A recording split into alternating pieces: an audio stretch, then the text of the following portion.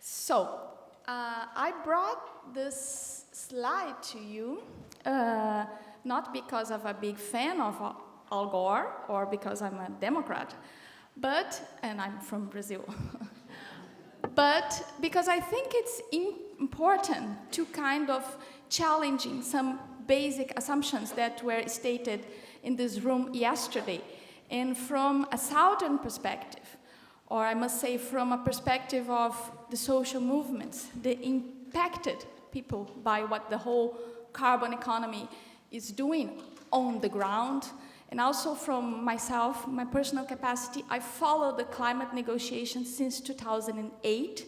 I have attended all the COPs, and so I follow from within. So my level of naiveness, it's kind of... So what Mr. Al Gore says, I cannot read from here. We need to put a price on carbon. I think there's a lot of people here that are even working towards that. But see what it says next. In the markets, we have to put a price in denial. Next slide. Okay, I have to do myself. Of course, will not work. Okay. This is what we are heading for. This is the World Bank carbon unit. No? I cannot say that the World Bank is our comrade or that we can align ourselves with the World Bank. But the World Bank is leading the Put a Price on Carbon coalition that was launched. They have been working towards this since 2007, but it was launched very loudly in last October in New York during the climate march. And the people who have signed the coalition include more than 74 countries by now, 11 states and provinces and cities, including Portland, California, and also over 1,000 companies. Among those companies, you can see people who are supporting to put a price on carbon: Royal Dutch Shell, British Petroleum, Neste Oil, Statoil, which is the Norway, Unilever, Veolia, GDF Suez, a major corporation involved in privatization of water, Deutsche Bank, BHP Billiton, Alstom, and all the reinsurance companies from Switzerland, among many others. So what I want to raise here with this, what we are seeing is that put a price on carbon has become a mantra, and you can hear that all the time coming from the corporate world. If you look over the last Davos meeting, where that slide from Al Gore I took from, it's like this is what has to go through. The idea that we need to price carbon. And in pricing carbon, it doesn't matter if it's a tax, if it's a budget, carbon budget, or if it's a full established carbon market. No? We are seeing with a lot of worry how China has already established in 7 provinces the carbon marketing schemes, and they are kind of linking already to the European Union trade schemes, which is the largest climate policy in the world. And this is something you need to be aware that we have the largest carbon market so far. It is a public policy, no? So sometimes, those things do not really come true. And that, of course, there is a big push towards the subnational schemes. What you have here in California, in the neighbor state of California, because the United States, it's not already up to a carbon market, the provinces say, no, we will take the lead. This is very complicated in terms that what we have is a United Nations. We don't have united provinces or united systems. So a lot of those local governments that are elected by 4 or 5 years and that are driven by much shorter time interest are trying to challenge from beneath negotiations that have been going on for a long, long time, and where states, and we still live under the rule of law, and the rule of law apply through the nation states have to do with much more than the simplicity of how the whole climate crisis has been absorbed. No? So this map, and I think it's quite significant, it's a snapshot of a historical moment where we are the privileged witnesses of how a global market is being created. Because the plan is to, over the time, it's not tomorrow, it's not in 2 or 3 years, but is to link them all in a global carbon market. According to the Mark Shapiro, which is a very fine investigative journalist, this is a unique phenomenon in the history of capitalism. Because we have seen the creation of commodity markets. And you know, commodity is something that has a global price. Milk has become a commodity because with the advent of having dry powder milk, now it doesn't matter how is the cost of production of how you can produce locally milk because the price is determined by the global market. Soy is another example, and corn and cotton and etc., and oil, of course. Since between 2005, when the Kyoto started, no? Not the official, because until 2008, you had this voluntary attachment to it. To 2010, the carbon markets around the world have made transactions worth $300 billion. Then you see what says this guy from the Club of Rome. I bet a lot of people here remember the Club of Rome. I went to a presentation in the COP in Warsaw in 2013, where this guy was jumping, you know, really happy, saying, everybody said it was impossible, but we did it, we did it. We created the most counterintuitive market in the world. Carbon is a commodity you cannot see, you cannot smell, you cannot touch, but it's there, you know. And I was shaken by that. Because while we sometimes get this very nice slogans, you have to understand how it fits into a wider architecture. So, to have a price on carbon and to have carbon markets and carbon, we need to have property rights over carbon. So what we are seeing now, it's a moment where we are absorbing culturally the idea that carbon can be can be fit into a regime of private property. I was asking my friend here from Upper Washington, how much it's costing an acre of land over there. And he said it depends a lot, but it's about $2,000, $3,000 for just vacant land.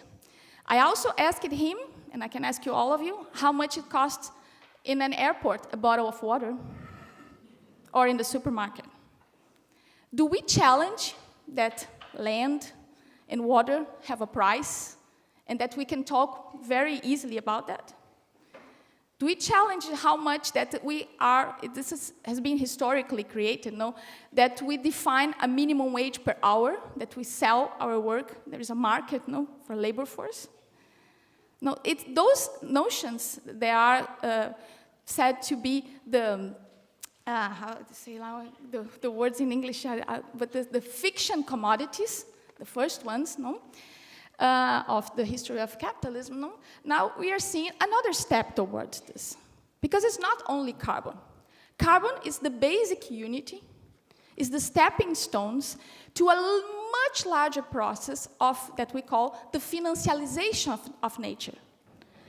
Carbon, and I will explain what it is, it's just one of the elements, of the parts or components of the so-called natural capital that the system is bringing into factoring.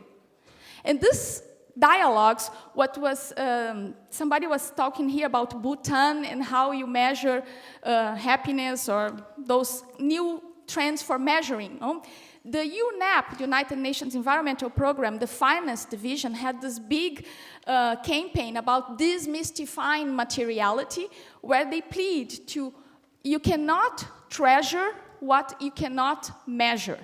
And this is why World Bank has two big initiatives. One is the System of Environmental Economic Accounting, and the other is the WAVES initiatives, that is wealth valuation of ecosystem services or whatever. And they are going in all the countries around the world and helping the countries to factor in as a new kind of wealth, and they even call the new wealth of nations, those assets. Because this will fit, again, into a larger architecture of restructuring the world economy.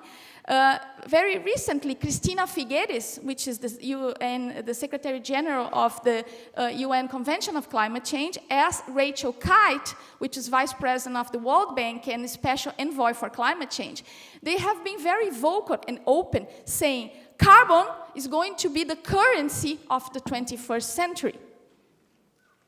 Because we do have, and this is a very strong issue on the G20, we have a crisis of the currency exchange rates. No? I don't know if you're aware, but how do you define? You have to have all the mass big data of calculation. This something that we accept as very natural. No? At some point, we have to reduce that to a global value. The closest thing to a global value today is how the International Monetary Fund and the World Bank, they'll calculate their this special drawing units, which is like the currency of the World Bank. That is how you set the debt of the countries. And to use that, you have an average rate of the four major currencies, which is the euro, the dollar, the yen from Japan, and the pound from UK.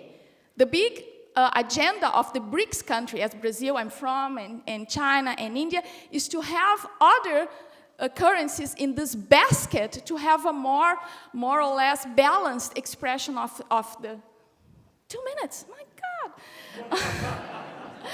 of how the value is created. So what the system is adjusting is that this fine-tuning of the economy that they plan is going to be towards 2020, when the new agreement is going to be put forward, and then up to 2050, is that carbon will align the economies. And the big quotes is that people, and I have heard this by myself as a witness, that is nothing to do with climate pollution. This is Rachel Kite, Vice President of the World Bank. What we are doing here in the COP is completely restructuring the world economy. How we call it? Climate structural adjustment. The WTO, World Trade Organization, is working strongly to close a package of environmental goods and services where the whole trade regime is going to factor in the carbon content of the commodities. So you can have carbon tax, carbon border adjustment tax. You can give preference, for example, to import aluminum or glass profiles from China that are certified that they have lower carbon content. And I can list of you, because this is kind of a complicated subject to really introduce in the 15 minutes. But what this represents and calls us to debate deeper is that we cannot take in such a light way the idea that there is a ready solution, and if, as the Lord Stern and the economists of climate change have said, that climate change is the largest market failure, we cannot accept that the markets are going to be the biggest solution. Especially because, if you remember, I think Bio referenced that yesterday, that it's a new metric system. It's a system to measure everything. And you don't use it, the metric system, the US, neither the UK, which is, I think, is quite emblematically because we're the first and the empire, the empires. But the metric system was designed, there was an expedition supported by the French to have a unit that would facilitate international trade. And this is how the meter, the kilo, they were all invented. Because people did trade always. We had markets everywhere. Every culture, they exchanged things.